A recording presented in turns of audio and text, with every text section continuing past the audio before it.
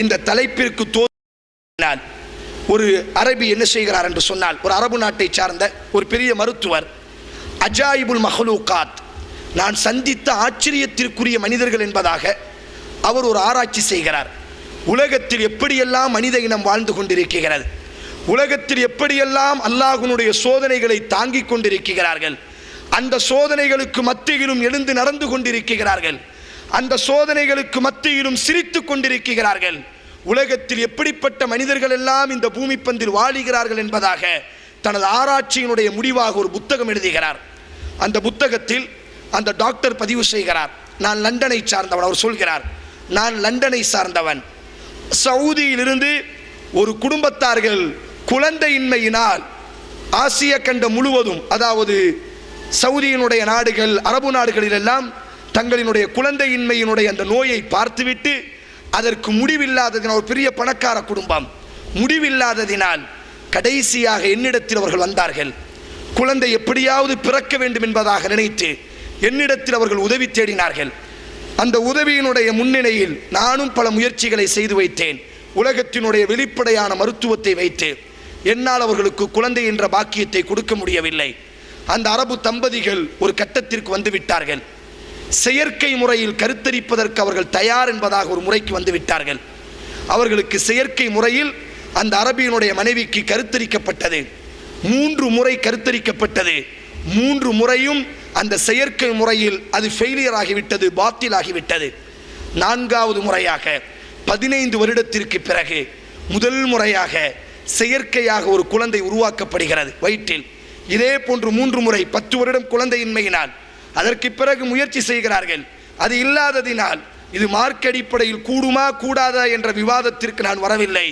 உலகத்தில் எப்படியெல்லாம் அல்லாஹ் சோதனைகளை வைத்திருக்கிறான், உலகத்தில் எப்படிப்பட்ட அஜாயிபுல் மஹ்லூகாத், ஆச்சரியத்திற்குரிய படைப்புகள் இந்த பூமி பந்தில், நாம் நடக்கக்கூடிய இந்த பூமியில்தான் அவர்களும் நடந்து கொண்டிருக்கிறார்கள் என்பதற்கு அந்த அரபி தரக்கூடிய ஒரு முக்கியமான ஒரு தகவல். ஒரு முயற்சியாய் கடைசியாக அந்த அரபு பெண்ணுக்கு வயிற்றிலே செயற்கையின் மூலியமாக குழந்தைகள் வளர்ந்து கொண்டே இருக்கிறது.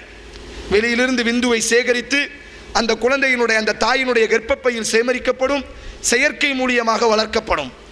இப்படி அந்த குழந்தை வளர்ந்து வருகிறது. ஒரு ஆண் குழந்தை வளர்ந்து முழுமையடைகிறது. அந்த குழந்தையினுடைய அந்த தாயினுடைய பிரசவத்தினுடைய நேரம், அந்த தாய் பிரசவிக்கிறாள். அன்றைக்கு அந்த டாக்டர் சொல்கிறார், அந்த தாயினுடைய முகத்தை நான் பார்த்தேன், அந்த தகப்பனினுடைய முகத்தை நான் பார்த்தேன். உலகத்தையே தன் கையில் வைத்திருப்பதை போன்று அவர்கள் மகிழ்ச்சி அடைந்தார்கள். திருமணம் முடிந்து உடனே குழந்தை எனக்கு கிடைத்தது, எந்த அளவிற்கு நான் மகிழ்ச்சி அடைந்தேன். உலகத்தில் குழந்தையே இல்லை என்ற சூழல் மாறியதற்கு பிறகு ஏதோ ஒருவரின் மூலியமாக, செயற்கை மூலியமாக இப்பொழுது ஒரு ஆண் குழந்தை வெளியே வருகிறது. தாயும் தகப்பனும் உறவுகளும் மகிழ்ச்சி அடைகிறார்கள், சந்தோஷத்திலே மகிழ்ச்சியாக வாழுகிறார்கள். குழந்தை வெளியெடுக்கப்பட்ட வெறும் 3 நாட்களில் இப்பொழுது அந்த குழந்தையினுடைய இதயத்தினுடைய துடிப்பு யதார்த்தத்திற்கு மாற்றமாக இருக்கிறது.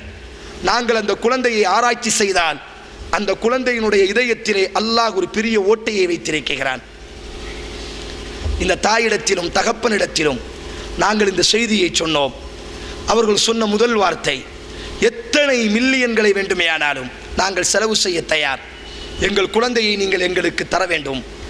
டாக்டர் சொன்னார், இப்பொழுது இந்த குழந்தைக்கு ஆபரேஷன் செய்யக்கூடிய அளவில் இந்த குழந்தை தகுதியான குழந்தையாக இல்லை. காரணம், செயற்கை முறையில் எடுக்கப்பட்டதினால் குழந்தையினுடைய முழுமை அடைவதற்கு முன்னால் அந்த குழந்தையை எடுத்து விடுவார்கள். ஆதலால் ஒரு 6 மாதத்திற்கு பிறகு நீங்கள் இந்த குழந்தையை கொண்டு வாருங்கள், நாம் இந்த குழந்தைக்கு ஏதாவது மருத்துவம் செய்து பார்க்கலாம்.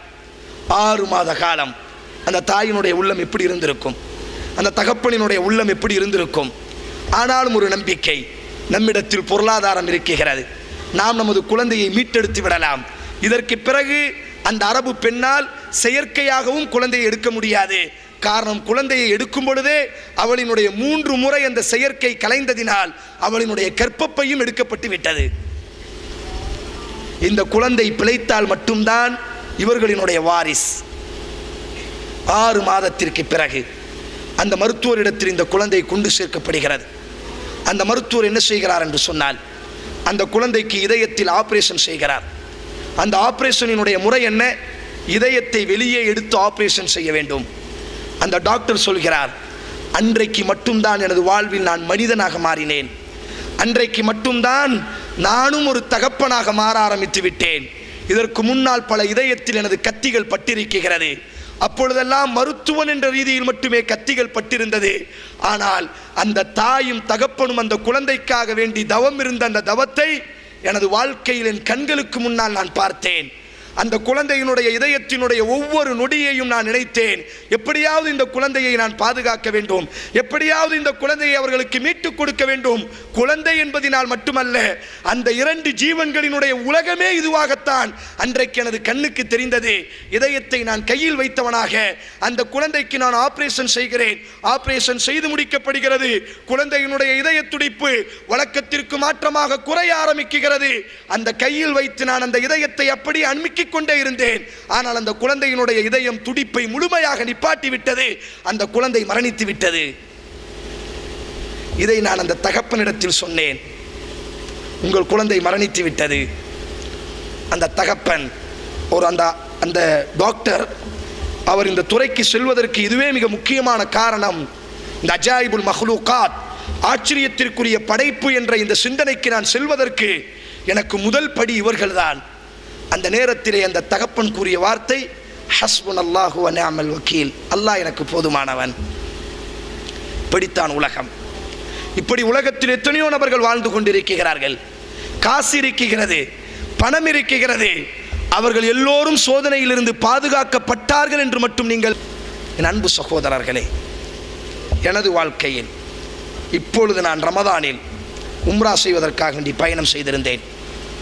இப்படியெல்லாம் உலகத்தில் வாழுகிறார்கள். உங்கள் பக்கத்து மாவட்டம் ராமநாடு மாவட்டத்தை சார்ந்தவர் துபாயில் வேலை செய்கிறார். தனது குழந்தையோடு உம்ரா செய்வதற்காக வேண்டி வந்திருக்கிறார். உம்ராவை முடித்துவிட்டு மொட்டையடிப்பதற்காக வேண்டி ஒரு சலூனில் நான் அமர்ந்திருக்கிறேன். அந்த நபர் தனது குழந்தையை 3 வயது ஆண்மகன், அந்த ஆண்மகனை இஹ்ராமினுடைய ஆடையில் சுற்றி அப்படி அணைத்து கொண்டு வருகிறார் மொட்டையடிப்பதற்காக வேண்டி.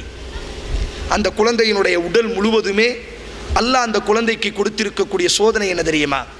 3 வயது குழந்தை. வல்லாஹி என் கண்களுக்கு முன்னால் பார்த்தேன்.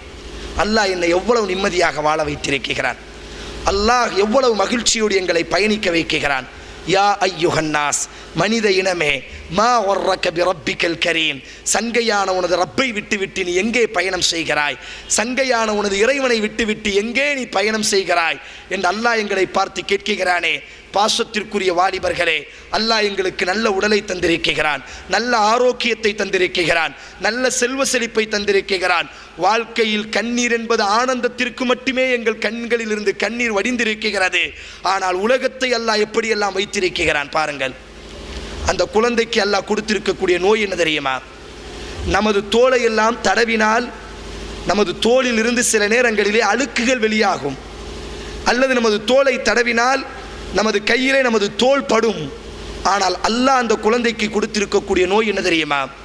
அந்த குழந்தையினுடைய தோலை தடவினால் தோல் அப்படி உரிந்துவிடும், இரத்தம் வந்து கொண்டே இருக்கும், முழு உடல் முழுவதும் அப்படித்தான். அந்த தாயால் தூக்க முடியாது. அவர் சொல்கிறார், இந்த குழந்தை பிறந்ததிலிருந்து எங்கள் குழந்தைகளை ஏதோ ஒரு துணியில் வைத்து தான் நாங்கள் தூக்கி பார்த்திருக்கிறோம். ஒரு முறை கூட எங்கள் குழந்தையினுடைய தோலை நாங்கள் தொட்டதில்லை. தொட்டால் எங்கள் குழந்தையினுடைய தோல் உரிந்துவிடும். அவர் முதல் முறையாக அப்படியாவது உம்ராவிற்கு வருவதன் மூலியமாக, இந்த உம்ராவின் மூலியமாகவாவது என் பிள்ளையினுடைய நோய் குணமாகாதா, மிகவும் பெரிய சம்பாதிக்கிறார். அவர் சொல்கிறார், காசு பணத்திற்கு எந்த குறையும் இல்லை, எனக்கு மிகவும் அதிகமாக சம்பாதிக்கிறேன், துபாயில் லட்சக்கணக்கான தீனார்களோடு பயணம் செய்கிறேன்.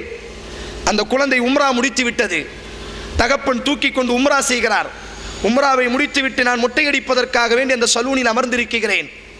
நான் மொட்டையடிக்கிறேன். இப்பொழுது என்ன ஆனாலும் சரி, குழந்தைக்கு மொட்டையடிக்க வேண்டும் என்ற நியத்தில் அந்த குழந்தையினுடைய தலையிலே கத்தி வைக்கப்படுகிறது. எங்கள் தலையில் கத்தி வைக்கப்பட்டால் முடிகள் மட்டுமே உதிரும். அந்த குழந்தையினுடைய தலையில் கத்தி வைக்கும் பொழுது அப்படி தலையினுடைய தோல் உரிந்து கொண்டிருக்கிறது. தகப்பன் கதறுகிறான், மொட்டையடிப்பவன் கதறுகிறான். சொன்னான். இதற்கு பிறகு என்னால் ஒரு கட்டத்திற்கு பிறகு அவனினுடைய கை நடுங்கி அப்படி கீழே போட்டு விட்டான். இதற்கு பிறகு என் கையால் இந்த குழந்தைக்கு மொட்டையடிக்க முடியாது, போதும், மொட்டையடிக்க வேண்டிய அவசியம் இல்லை, காரணம் முடிகள் உதிர வேண்டும், தலையினுடைய தோல் உதிர்ந்து விட்டால் என்ன செய்வது? 3 வருட காலம். யா அய்யுஹல் இன்சான் மா வர்ரக பிரப்பிக்கல் கரீம், மனிதனே, சங்கையான உனது ரப்பை விட்டு உனக்கு எத்தனை அருள் கொடைகளை உன் ரப்பு செய்திருக்கிறான். உன் கண்களுக்கு முன்னால் எத்தனை சோகங்களோடி சோதனைகளோடி உலகம் பயணித்துக் கொண்டிருக்கிறது. சங்கையான உன் ரப்பை விட்டு எங்கே பயணம் செய்கிறாய்? அல்லாஹ் கேட்கிறான். பின் அன்பு சகோதரர்களே, சோதனை என்பது ஏதோ எங்களுக்கு மட்டுமில்லை, எல்லோரையும் அல்லாஹ் ஏதோ ஒரு விதத்தில் சோதிக்கிறான். அந்த சோதனைகள் வேண்டுமேயானால் தரங்கள் வேறுபடலாம், உயர்வுகள் வேறுபடலாம், ஆனால் கண்ணீர் என்பது அல்லாஹ் ஏதோ ஒரு சூழலில் அல்லாஹ் ஒவ்வொருவருக்கும் கொடுத்து கொண்டு தான் இருக்கிறான். இந்த சோதனைகளில் இருந்து வெளியேறுவதற்கு அல்லாஹ்வுடைய மார்க்கம் ரசூலுல்லாஹி ஸல்லல்லாஹு அலைஹி வஸல்லம் கூறினார்கள், நீங்கள் அல்லாஹ்விடத்தில் சோதனையை எதிர்பார்க்காதீர்கள். அல்லாஹ்விடத்தில் யா அல்லாஹ் எனக்கு இந்த கஷ்டத்தை தா, யா அல்லாஹ் எனக்கு இந்த சிரமத்தை தா என்பதாக நீங்கள் எதிர்பார்க்காதீர்கள். ஆனால் அதே நேரத்தில் அல்லாஹ் உங்களை சோதிப்பான் என்று சொன்னார். அந்த சோதனையினுடைய நேரத்தில் நீங்கள் முதலாவதாக கடைபிடிக்க வேண்டிய விஷயம் பொறுமை மட்டும்தான். வபஷிரி சாபிரீன், அல்லாஹ் எங்களை அந்த கூட்டத்தாரோடு ஆக்கட்டும். நபியே, யார் பொறுமையாக இருப்பார்களோ அவர்களுக்கு நீங்கள் நற்செய்தி சொல்லுங்கள்.